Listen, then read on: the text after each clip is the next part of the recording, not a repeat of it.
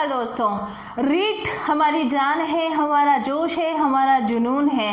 रीट का इंतज़ार आप सभी कर रहे हैं, बड़ा बेसब्री से आपको इसका इंतज़ार है। लेकिन प्रॉब्लम ये है कि रीट की डेट आगे से आगे बढ़ती जा रही है। ये एक ऐसी पंचवर्षीय योजना बन चुकी है जो साल में एक बार आती है और वो भी सही ढंग से नहीं आती है। अब इसमें भी लगातार पेज पे पेज फंसे जा रहे हैं। पहला पेज और सबसे बड़ा विवाद का कारण तो अब बन चुका है, वो है रीट में जो आपके प्रमाण पत्र है उसकी वैधता को आजीवन करने से संबंधित। अगर इसकी प्रमाण पत्र की वैधता आजीवन होगी तो उससे क्या नुकसान होगा? देखो, नुकसान ये होगा कि अभी मैं प्रेजेंट रीट की बात करूंगी तो जाहिर है कि सरकार को फिर से जो है वो प्रमाण पत्र जारी करने पड़ेंगे, फिर से संशोधन करना पड़ेगा। तो आप ही सोचो कि अगर अभी प्रेजेंट रीट में अगर प्रमाण पत्र की वैधता को आजीवन किया गया तो बहुत सारे सरकारी चेंजेस होंगे जो हमारी रीट पर असर डालेंगे। अब मैंने ऐसा क्यों कहा? वो इसलिए कहा क्योंकि हमारे जितने रीट के अभ्यर्थी हैं वो मिसगाइड हो चुके हैं। मिसगाइड कैसे हुए हैं? आधे अभ्यर्थी कह रहे हैं कि नहीं, प्रमाण पत्र की वैधता आजीवन होनी चाहिए। आधे कह रहे हैं इस रीट में नहीं होनी चाहिए, अगली रीट में होनी चाहिए या अगले एग्ज़ाम में होनी चाहिए। देखो बच्चों, आप सभी टीचर बनने जा रहे हो, भावी अध्यापक हो, कोई कॉलेज के स्टूडेंट नहीं हो। अभी प्रेजेंट में आपको क्या चाहिए? आपको रीट चाहिए या प्रमाण पत्र की वैधता आजीवन चाहिए? अगर आप वैधता को आजीवन लेना चाहते हो तो ये समझ लो कि रीट जो है वो गई, अब तो अगले साल होगी, क्योंकि बहुत सारे संशोधन होना बाकी है। हमें अभी रीट चाहिए और अगर हमें अभी रीट चाहिए तो आप ये मत सोचें कि प्रमाण पत्र की वैधता को आजीवन करना है। हमें सिर्फ इतना चाहिए कि हमें हमारी डेट दे दो, हमें बस हमारा एग्ज़ाम देना है। तो अभी फर्स्ट प्रायोरिटी हमारी सिर्फ इतनी है कि जिस तरीके से राजस्थान की अन्य भर्तियों के फॉर्म रीओपन हो गए हैं वैसे हमारी रीट का भी फॉर्म रीओपन होना चाहिए और हमें जो है वो हमारी एग्ज़ाम जल्दी से जल्दी हो जाए और हम अपने आप को एक अध्यापक तौर पर जो है वो कहीं ना कहीं देखें, क्योंकि बहुत ज़्यादा समय हो चुका है। बहुत सारे बच्चे ऐसे हैं जिनकी आर्थिक स्थिति सही नहीं है, जो कैसे दिन बिता रहे हैं, कैसे पढ़ाई कर रहे हैं, मैं समझ सकती हूँ, क्योंकि बहुत सारे बच्चे मेरे संपर्क में हैं। मैं ऑफलाइन कोचिंग भी लेती हूँ, सभी अध्यापक वर्ग के हैं और सभी की जो आयु है वो 25 से लेकर स्टार्ट हो रही है, क्योंकि इतना रीट आप दे रहे हो तो बहुत सारी एजुकेशन आपने कर ली है तो आपकी एज भी काफ़ी मैच्योर है।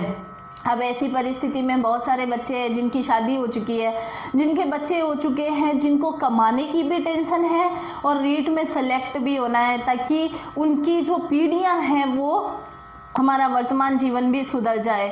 तो इसी कारण बहुत सारे लोग आर्थिक मजबूरी में कैसे भी वो अपना घर चला रहे हैं, लेकिन तैयारी बहुत अच्छे से कर रहे हैं। बहुत सारे लोग उधार लेकर के, है ना, दूसरों से पैसे मांग करके और बड़े बड़े इंस्टीट्यूशन की फीसें दे रहे हैं, वहाँ पे किराए से दे रहे हैं और रीट की तैयारी कर रहे हैं। ऐसे में आपका ये कहना कि रीट के प्रमाण पत्र की वैधता को आजीवन कर लिया जाए, अगर ऐसा होता है तो जाहिर है कि रीट आपकी थोड़ी आगे जाएगी और ये पंचवर्षीय योजना से आगे निकल जाएगी। तो अभी फर्स्ट प्रायोरिटी हमारी यही है कि रीट की एग्ज़ाम डेट हमें पता हो जानी चाहिए, EWS के फॉर्म रीओपन हो जाने चाहिए, यही आपकी पहली प्राथमिकता होनी चाहिए। और सरकार जो है, देखो, मांगे उठी है, सरकार के कान तक तो जाएगी, लेकिन हमें इस रीट में कुछ नहीं करना, ये रीट हमें चाहिए और बहुत जल्दी चाहिए।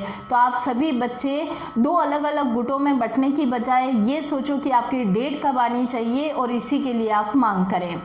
अब आप सभी जो है बहुत ज़्यादा डीमोरलाइज हो चुके हैं, वो मैं अच्छे से जानती हूँ, क्योंकि मॉर्निंग में उठते ही सबसे पहले आप यूट्यूब ही टटोलते हो कि आज कौन सी नई खबर आई है और अब क्या करना है।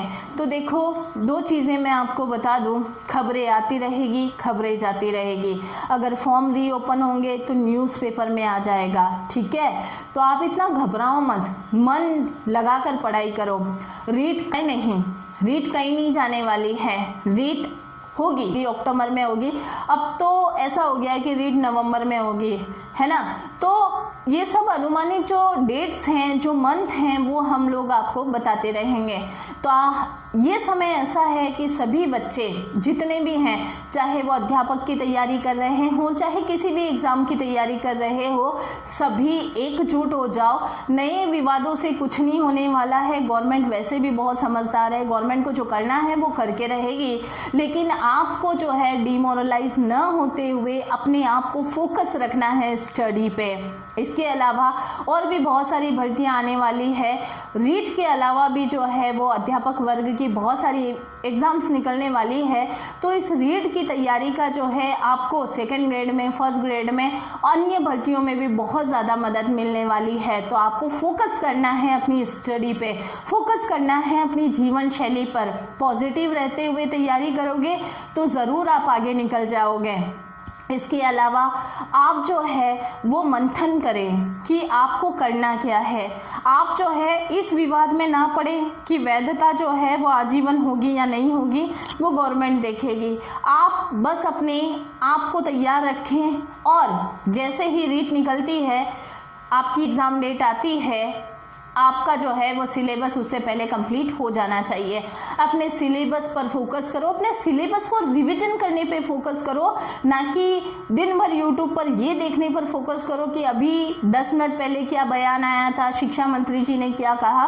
इन सब चीज़ों पर फोकस करने की ज़रूरत नहीं है। फोकस करना है सिलेबस पर, टाइम टेबल पर। अब देखो कोरोना जो है वो भी कम हो चुका है, तो मुझे ऐसा लगता है कि अब आपकी सारी गवर्नमेंट एग्ज़ाम जो रुकी हुई थी उनके लिए वापस फॉर्म रीओपन हो रहे हैं, और जिनके नहीं हुए हैं उनके भी हो जाएंगे। तो हम यही चाहते हैं कि रीट के फॉर्म भी रीओपन हो जाए।